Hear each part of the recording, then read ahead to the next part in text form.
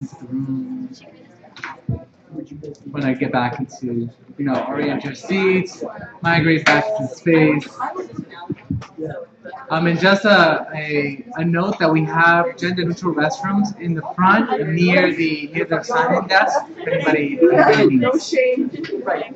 And then we can be your quiet. Sounds good. Yeah, just like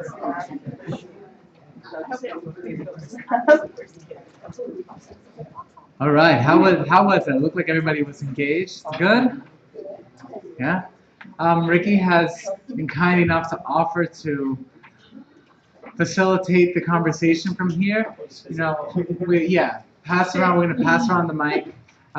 Whoever wants to start, pose the questions or one or two questions that were most salient for your group, and that'll be the start of the conversation. Again, if we don't get to every question or if we can't answer every question, that's great, and that's part it's intended that we'll have these questions documented. More like older, more radical labor movements, like International Workers of the World, and those kinds of movements that thought about, just histories of labor and kind of, again, I think there's a lot of culture work that needs to be done in those. But I think that in terms of kind of more concrete organizing opportunities, I think the nonprofit industrial complex and like funding structures and stuff keep all of our movements really separate. And I think that part of that culture shift work can happen when we're in spaces together, kind of advocating for similar things or organizing around similar things. So I don't have a solution to the nonprofit industrial complex, but give me a call if you do. I think we can make this dynamic as well. Is there anyone in the audience who also has thoughts on that question or potential solutions? I'm guessing Miriam does. Yeah. Would you like to? Yeah, just very quickly to say that when we talking about the AIDS movement have engaged labor in certain different demonstrations on issues regarding access to specifically for developing countries.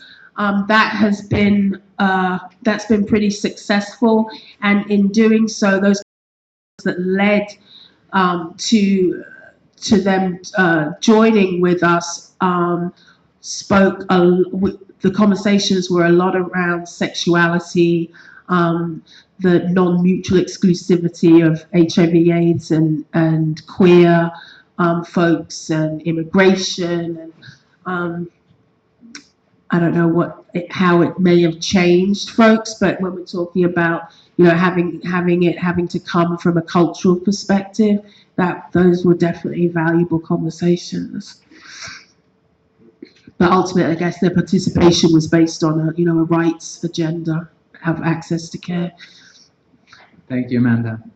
The question about what can labor do, or what labor can do, and how can we do this with labor?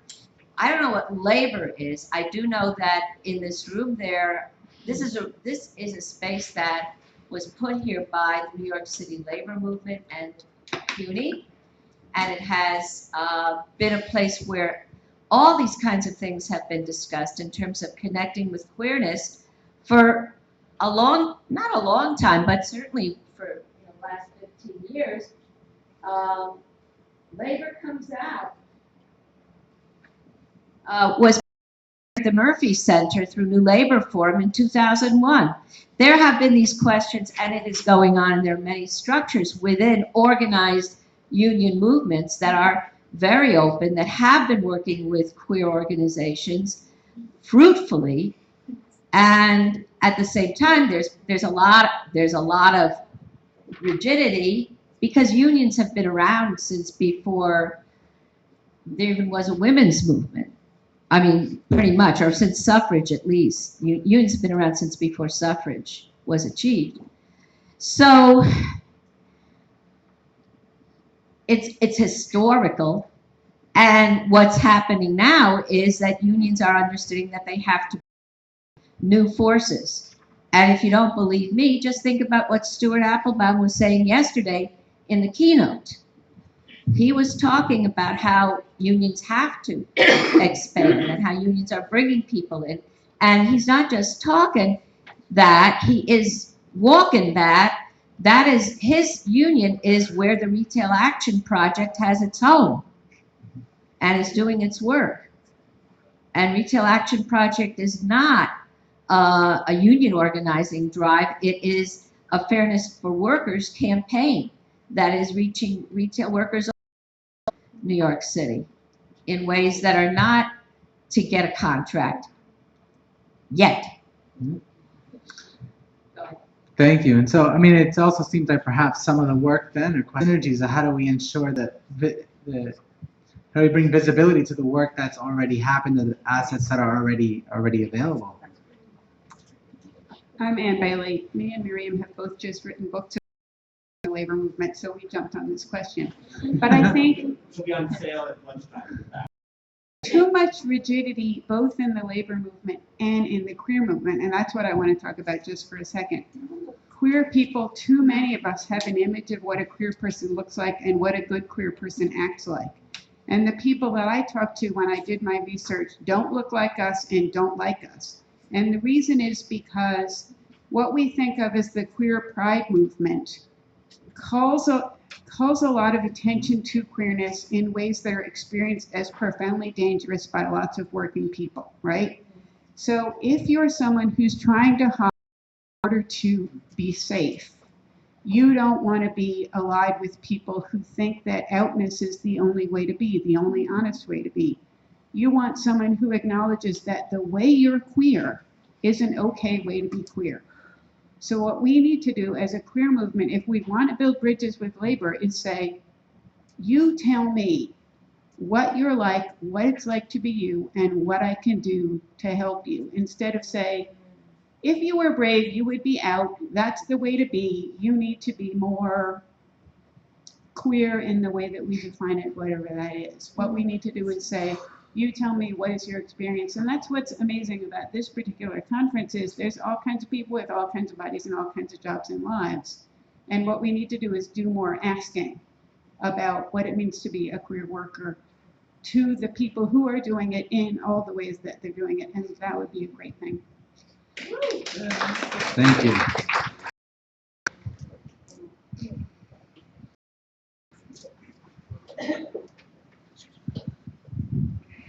Okay. Sorry, social anxiety. Okay, so first of all, I think this is excellent. Like, as a queer immigrant Brazilian, I just like, so thankful. I want to thank you guys for saying such amazing things. And like, I don't remember your name, excuse me, moderator, but like, you are one of the best moderators I've ever seen, and I just want to like thank you for your approach to this. Obrigado. Obrigado. So just wanted to thank you all. So I want this to be focused really on queer immigration. I think labor is really important, but like I just want to focus on queer immigration right now. So I think that our group talked about really amazing stuff, and I'm really thankful that such brilliant minds are around me right now. One of the questions that was brought up was like, how do we live in multiplicity, right? Like we talk about queer and it's this huge umbrella term, and immigration is this huge umbrella term, and obviously like Black immigration was mentioned. What we sometimes don't talk about those things, right? Like about the power dynamics within immigration. Some people are undocumented, some people are documented, some people have money when they come over, some people don't. Some people end up being able to go, like come here to go to college, which is my case. I'm a very privileged immigrant. So how do we live in multiplicities within the queer and trans communities and also within the immigration communities? Like how do we start talking about these things and working forward with it?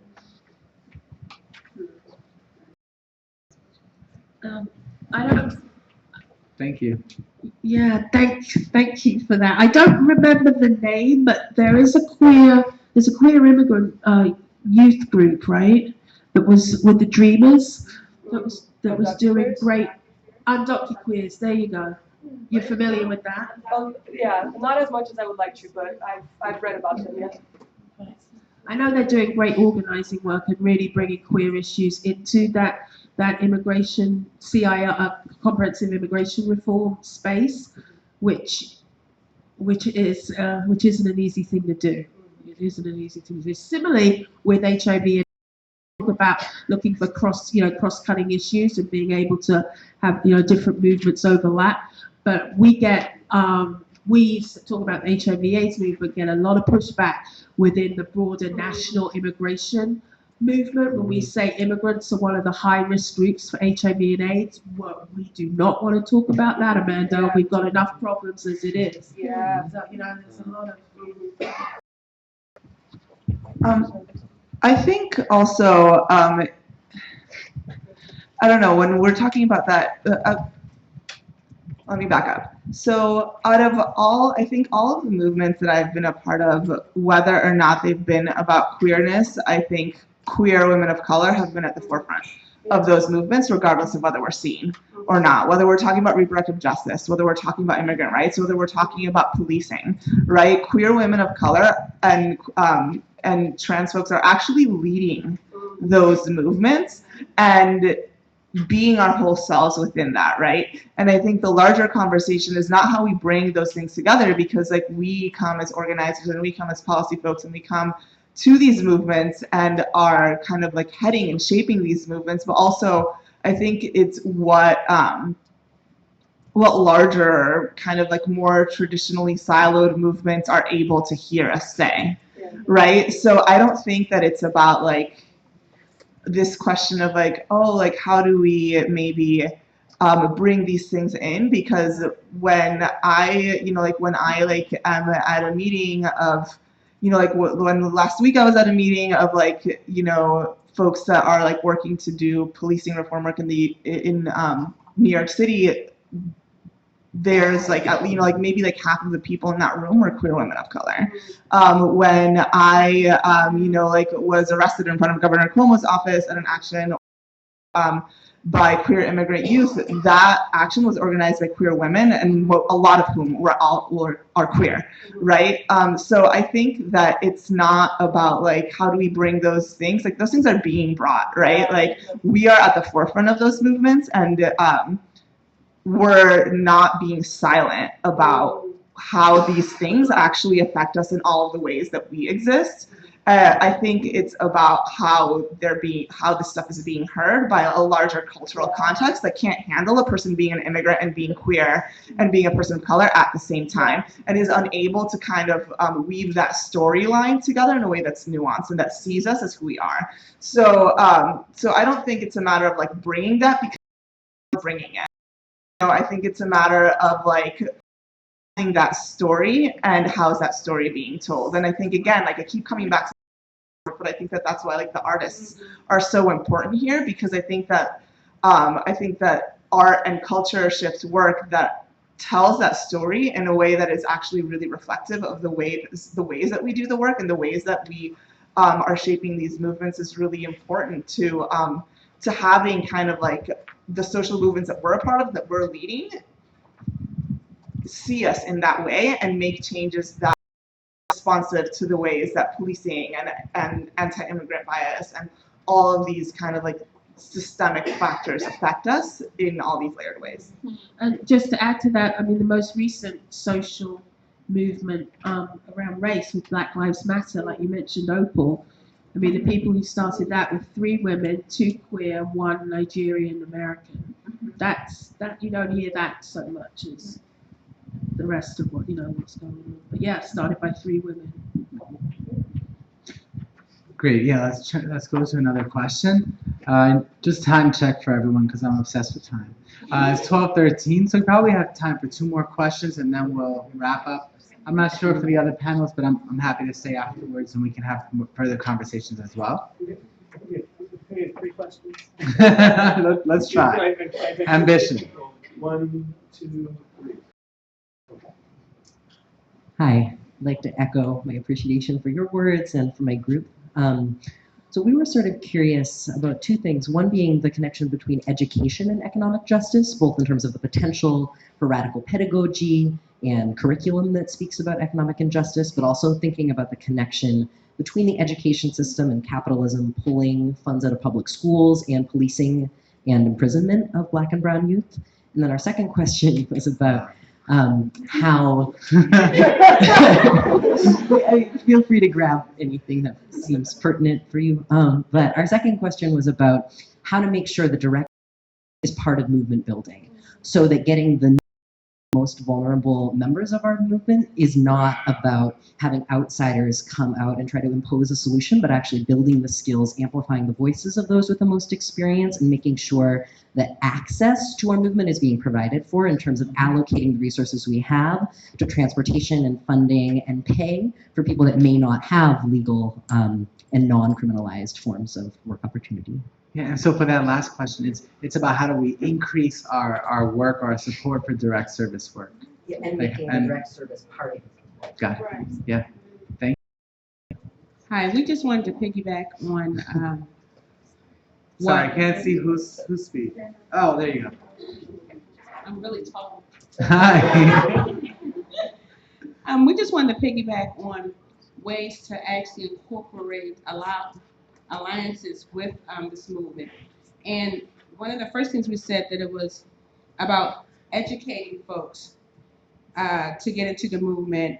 Education equals empowerment, with the addition of the cultural involvement to help make or encourage them to be a part of this change, and to develop. We have artists in our group, and someone said the possibility of symbols, cohesive, concise messages, and use it as a means to incorporate our allies to the struggle for queer and trans rights. And we likened it to a couple of years ago when people couldn't see about marriage equality. Whenever I'm on Facebook, I say, and the equality train keeps rolling along. 5 years ago, we would never thought it. I'm one of the co-chairs of the Lavender Caucus, and this is one of the things that we've been fighting for a long time. So we said after a while, we're not even going to have to worry about marriage equality. The next fight was, and we talked about this 5 years, was the fight for queer and trans rights, and here we are.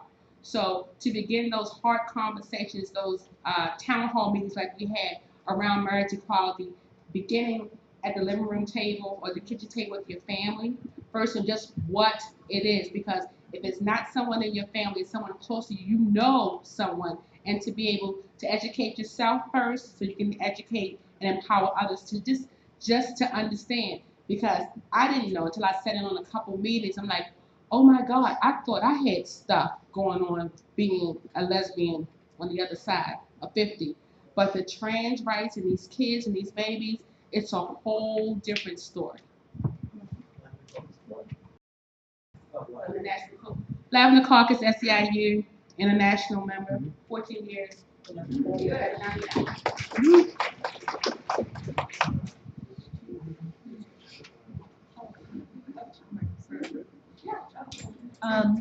One thing that we talked about was we just talked a lot about how folks who aren't necessarily artists can be involved in cultural change.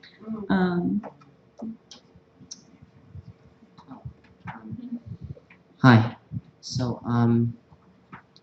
well, first I want to also thank you guys. I mean, there are a lot of wonderful viewers turning in here and everything. Sorry.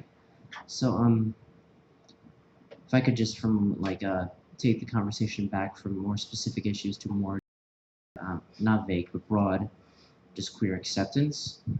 I mean, people, whether it's America, Africa, or all the other continents on Earth, people are kind of told by default that, a man should love a woman or a woman should love a man, and they get married and that's it.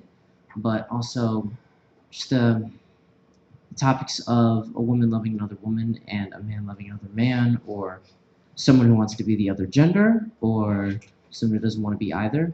They're also just as incredibly simple concepts, but for whatever reason, whether it be a complex upbringing through, religious reasons or society bias, people, for whatever reason, can't get their heads around this very simple concept that people can outwardly love who they want to or be who they want to. So, I mean, I'm not saying that everyone should be like, "Ooh, queer people, if a queer person walks into a room, no matter how nice it will be, like, I'm not saying everyone just has to flat out, like, but what I'm saying is when people's bigotry, like, takes a toll on our well-being, I'm sorry, I didn't word this very well in my head, but, for someone who's, like, I mean, I'm young, I'm inexperienced, what could someone like me do to just kind of educate somebody better, trying to get people to think outside the box on this, because, yeah, how can I try and get someone to better understand this kind of thing? Yeah, I hear you. I hear you. What would you guys recommend I do? Opportunities for engagement and involvement to support queer acceptance. I hear. So we heard from 3 groups, issues ranging from education, school to prison pipeline, ideas around increasing and valuing direct service work within our movement, ways to incorporate alliance building and the symbolism and how symbolism supports that work, and queer acceptance and what the tangible ways that individuals can support this movement and support the work that we need to support our full selves. So take your pick. I just want to grab on to, first of all, about the direct services, like building that within the movement.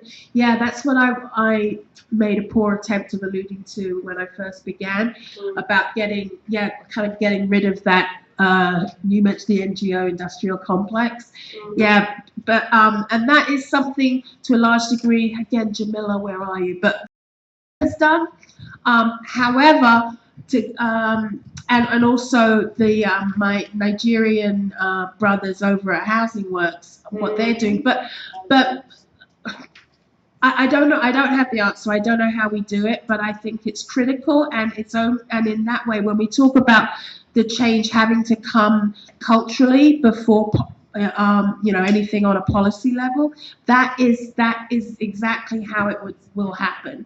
But everything comes down to money, right? And the way that it works right now in this country and most others in the West, at least, is through this 501c3 business, where you have to get the funding. And even African services, aside from the LGBT or immigration issues, when we go for funding now, you're pretty much writing the grant to satisfy the funder. You know what I mean? You're not saying, I have this service, there's this gap in services that needs to be filled and we have the way to do it, give us the money to do it. No, you're having to look through a list of possible things that the funder will fund and how you can best adapt that project to that funding to be able to get the money. So what do we do? Like come up with some whole new framework of doing that? I say yes, but how to do that, I don't have the answer. But yeah, don't give up that thought. So I think maybe I'll tackle the education question. I think that there's a lot of deep things within that. I think naming the school to prison pipeline is really important, and the ways that that certain behaviors in schools are criminalized, but also I think we have to think really carefully about education and issues of versus teaching for testing versus teaching for critical thought, and kind of like what we're looking to achieve out of schooling. I think that in like a late capitalist society, when we're trying to give schooling to everybody, are productive members, quote unquote productive members of society that are going to literally produce, right? And I think that that's what our education system is being shaped around, is around capitalism and production, and not necessarily around critical thought. Inquiry, right? And so I think we need to think about, when we're thinking about education, we need to think about capitalism. We need to think about the ways that private industry is kind of its way into education, either through kind of higher education or charter schools, right? And we need to really question that about kind of the privatization of our school system and like the loss of funding of like a public, what is considered now at least a public good. But so on top of all of those issues though, I think that a lot of times we think about education or like sometimes even higher education as like, this like general solution for everything and for everybody. And I want to recognize that higher education is not something that everybody wants to do, or that, like that's not where like people's skill set necessarily is, or like what they want, I think that, the cost of higher education and student debt is absurd, and the way that that's happening right now and playing out in the United States, especially as we sell the idea of higher education as the way to ascend class in America, and how that, like just like the way that's being sold. I think that's important to look at, but I think that it's important to also look at like what does a decent living look like for somebody that doesn't want to do that, right? That like is not does not find their joy in going to more and more school, right? Like I think that we need to kind of like reshift the conversation around like how can we get everybody to college to how can we get everybody to be living well, whether they want to go to college or not. And so I think that that's a really important question, and I think that kind of ties into a little bit around like this like question around marriage equality. And we have to think about, I think in our movements in general, really cautious around what we're advocating for and who that benefits, right? And I think that when we're advocating for higher education that looks a certain way, or when we're advocating for all of these kinds of reforms, we need to think about whether that like disproportionately benefits a community of people who already have access to wealth, a community of people who have proximity to privilege in some way, right? So I think that we need to be really cautious about how our advocacy for all of those things looks like. So while on one hand, I believe that it's important to look at issues of even higher education and student debt and costs and access for low income who do want to access that kind of education, I do also think that to place all of our solutions there is honestly fairly ableist and really just preys upon the notion of who is a valuable citizen and who isn't, and I think it recreates a lot of the things that we should be working to undo. Okay. So we're gonna transition into closing out the panel. I invite Amanda and Beto to give any like closing remarks or thoughts from the rich conversation that we've had, and then again we'll be here afterwards to answer any additional questions. I just, first and foremost, I want to say thank you for coming out on such a troppy day. And I don't know how much hope has been generated, but I certainly feel hopeful on the other side of 50. And I wish to God this stuff had been going on, when I was at college age. But anyway, that's me talking to me. That's it. I just thanks. Thank you all so much for being here on this really kind of shitty day. But I want to kind of leave on a hopeful note. I think that when I've heard a lot of people talking about 2014, people are like, wow, that was a terrible year. But I actually really disagree with that notion. I actually think that 2014 was an incredible year because I don't think that any of the things that came to light in 2014 were new to 2014. I think that police violence and the level of things that we've seen are not new. We're actually just talking about them, and I think that that's incredible. I'm saying that that's enough, and I think that that's incredible that people have risen up to demand the end to that is not because the cops shot more people last year. It's because the cops have been shooting people, and they've been policing us and deporting us and and beating us up in like so many different ways for so many years. And it's like comes from a long legacy of colonization and slavery upon which this country was built. So I think that actually I'm actually really hopeful because not only are people rising up, but the people who are leading these movements are us, right? They're queer folks of color. They're folks who are actually bringing everything to the table and saying it out loud. And I think that we have an opportunity to listen to that. Okay, and I want to express my gratitude to both of you for the brilliance on the panel, and for being through it with just two panelists. Questions. I want to thank you, Ricky, for your support and coordination, the Murphy Institute as well, and the audience for bringing it as well, for being involved, engaged, and entertaining our questions and different formats. So as we depart, I want to also leave everyone with a thought and just something to consider on your own, take with you. And it's, how do you, in your daily professional and personal lives, visibilize the invisible? How do you take this work and implement it? Because it's only going to happen if we all do this together. So thank you very much.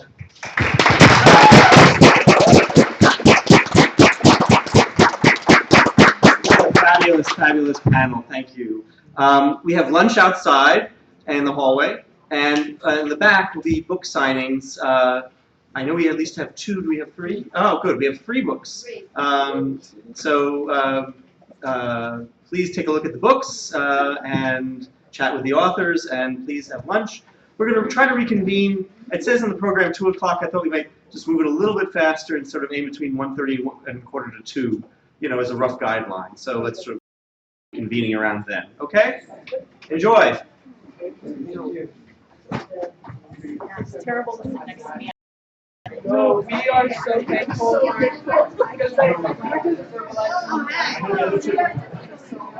Oh, really? Excellent. Thank you. Thank you.